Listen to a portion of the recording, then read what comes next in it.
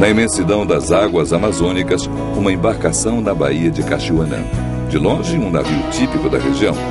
De perto, uma estação móvel de coleta de dados científicos para estudar o fluxo de carbono entre a superfície da água e a atmosfera. A gente deixa a câmera em cima da água em torno de 5 minutos, 6 minutos, depende muito de como é que está esse fluxo, tá? Porque esse gradiente de concentração do CO2 entre a água e a atmosfera é que vai produzir esse fluxo. Retira, e daí, através dos dados, né, pela concentração, o aumento da concentração do CO2 na câmara, nesse tempo de amostragem, através de cálculos que envolvem o volume da câmara, a área superficial de contato entre a água e a atmosfera, temperatura do ar, esses dados são utilizados para daí você calcular qual foi o fluxo real. Em diversos pontos do rio Curuá, que passa em frente à estação científica, e na Baía de Caxiuanã, foram feitas medições de parâmetros físicos e químicos. A temperatura, o pH, a concentração de oxigênio e a condutividade da água foram medidos através de eletrodos e sondas colocadas em vários níveis de profundidade, da superfície ao fundo. Os pesquisadores também coletaram amostras de água para medir a quantidade de carbono dissolvido.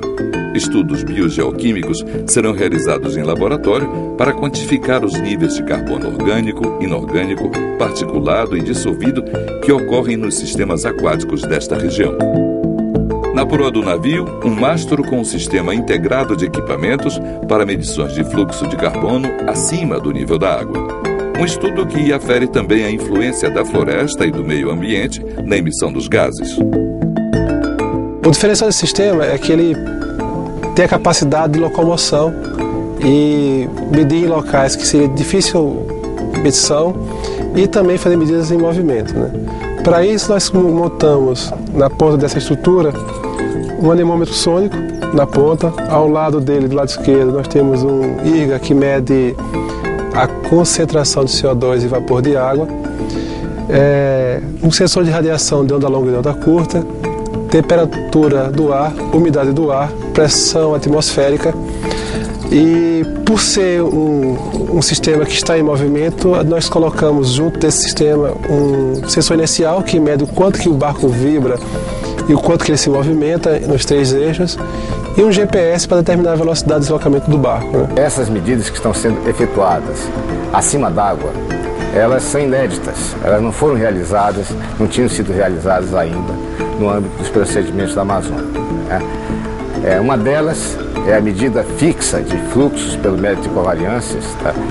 Numa torre que foi enterrada no leito do rio e que está a 2,5 metros dentro d'água e que ainda tem 1,5 metros acima d'água, e onde foi colocado um dispositivo experimental para fazer medidas de fluxo.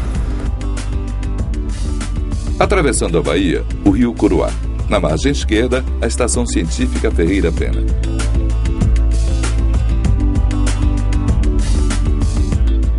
Um dos promotores da campanha Cobra Pará é o projeto LBA, Experimento de Grande Escala da Biosfera-Atmosfera na Amazônia. A primeira ação de pesquisa em larga escala sobre a importância do ecossistema da Amazônia para o clima global. Através do projeto LBA, foram instaladas torres de medição de fluxos de energia e variações climáticas em diversos pontos estratégicos na Amazônia. No centro das pesquisas, o ciclo de emissão e absorção de carbono pela floresta. Na área da Estação Científica Ferreira Pena, são 3 torres equipadas com instrumentos de medição e registro contínuos. Sondas e sensores que funcionam 24 horas por dia, desde acima da copa das árvores até o solo.